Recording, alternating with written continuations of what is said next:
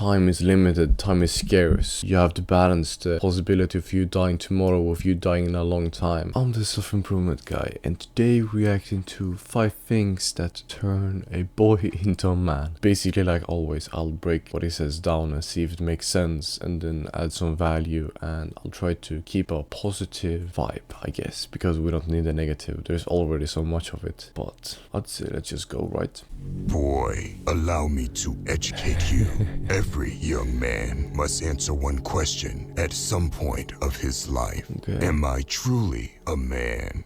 Here is the dark reality. If I'm honest, I still think I have a bit of a way to go. I would say I'm more of a man, or whatever you say, than I was like a year ago. But I guess I don't know if I exactly have a specific idea of what a man is in my head. I'm not really sure. So I guess it's good that I'm watching this video, so he'll give me some ideas of potentially things that could be cool. You listen to society on how to become a man, you will end up becoming feminine and weak with low testosterone. There is a reason why our ancestors had much more testosterone. I mean, I guess if you're a very manly man, then you're not just accepting everything that's around you without thinking about it. And if you were to design a society where you want to have control, then I guess that's logical. I'm not saying that's necessarily the case, but makes sense, I suppose. There is a reason why our ancestors had much more testosterone than the current generation. Their bones were much stronger too. Listen, it has always been hard to transition from a boy into a man, but it has now become harder than ever before, especially... Yeah, I guess, you know, if at least what he considers to be a man, if there's less of that in society, then of course it's harder, because it's like when you're around less men, then it's probably harder, or less people that are trying to become it. If you didn't have a strong father figure to guide you in the modern world. Even though that might be true, the crazy thing is that before, if you were born into certain circumstances, then that was kind of your life. But now you have the internet, so if you don't like the people that are around you, the way they speak and everything like that, if that's the case, you can just go to the internet and then you can learn a bunch of things, and you can basically make them a mentor or something, whatever. You can learn about them, you can dive in and learn about how they're living their lives, and then you can try to live your life similarly. And then if you do that with different people, you take the best parts from everyone, and then you become that. But in the beginning, you kind of just take everything, and then as you become a bit better and start getting some skills and some tools so you can better look at life, then you start removing the bad stuff, I guess. Guy will be misguided and deceived. You will find fake terms like toxic masculinity. There is no such thing as toxic masculinity. It is made up by the feminist movement to shame. I don't know if I've ever gotten a good explanation of what the toxic masculinity is. Isn't it just being toxic? I guess if a man is toxic, then you call that toxic masculinity. But if a girl is toxic, do you call that feminine toxicity? Why don't you just call them being toxic? It is made up by the feminist movement to shame men. It could even be made up by people above the feminist movement to weaken and control the society. But this video is not about that. We will go over 5 things that turn a boy into a man. Number 1, know how to suffer. A man must know how to suffer in silence. You see, every man experiences different forms of pain, mentally, physically, and often every person does. Pain of other people that depend on you. The reality is that a man doesn't have someone else to fall back on. There is no crying and expecting people to care or feel sorry for you.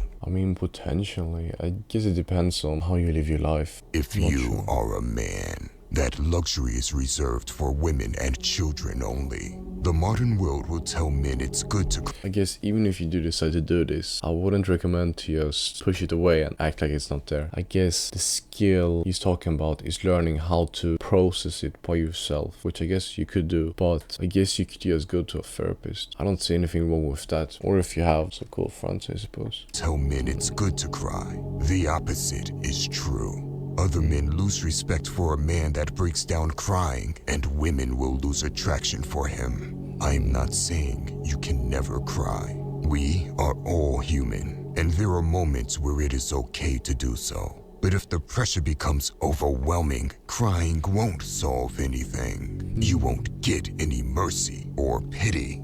It will only signal to other people that you are not capable of handling your problems. Instead, as a man, you must learn how to suffer and how to endure. Know how to deal with insane pressure. A boy can be selfish and drop all responsibilities when the pressure becomes too much. A man still has to remain resilient and face difficulties head on, instead of falling into despair or using unhealthy coping strategies. If there ever comes a moment where you do cry, make sure it is in private or in the company of very close brothers who you can trust. You might think this is toxic, but it is the reality of life as a man. And it's a good thing.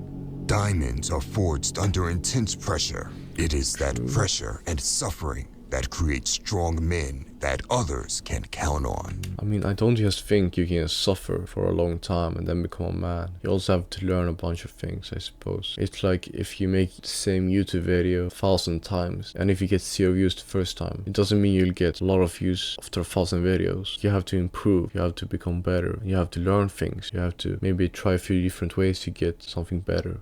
Number 2, great violence.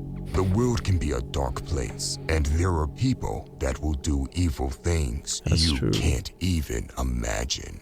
That is why every man needs to have the capability to be dangerous, both for his own sake and for his loved ones. Every man has a duty to protect himself and his loved ones, and you cannot be peaceful unless you're capable of great violence. If you are not capable of violence, you are not peaceful, but harmless. Meaning that people can do whatever they want to you and everyone you care about. He's not necessarily talking about fighting. I don't think he's talking about being dangerous. Just because you can't fight doesn't mean people can just do whatever they want to, I suppose. It depends on things like, do you have a lot of influence over other people or with other people? Do you know people that are good at fighting, for example? Do you have a lot of money? Do you have power in some other form? Because then if someone does something to you, then you can do something, I suppose. I guess maybe the point is just to not be completely defenseless.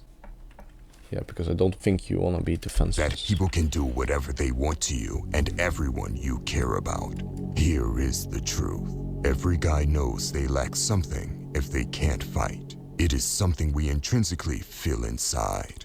Because it takes a lot of hard work and effort to become dangerous, you will find many guys pretend they are too ethical to be dangerous. They will say things like, I'm against violence, so I would never get into a fight. It is cowardice disguised behind morality. The coward is more pro-violence than the warrior, because the coward will never attempt to stop violence if it comes his way. If you are truly against violence, you understand how important it is to be strong and dangerous. Remember, a warrior prays for peace, but prepares for war.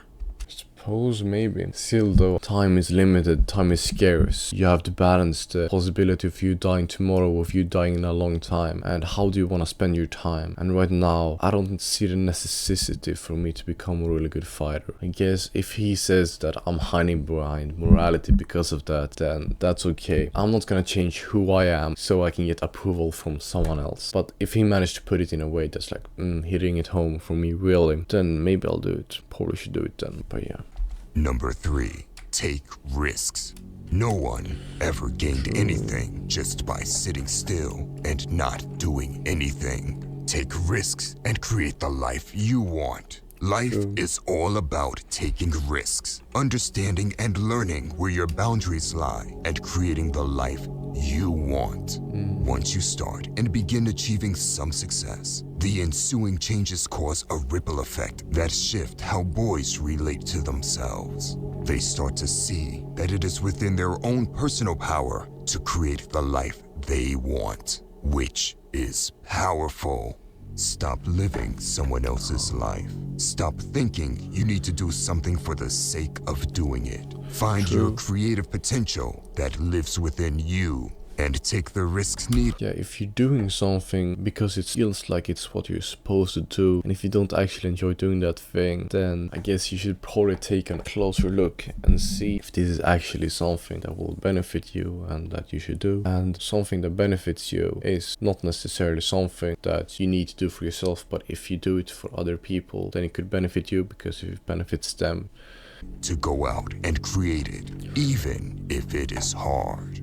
Number 4, take ownership.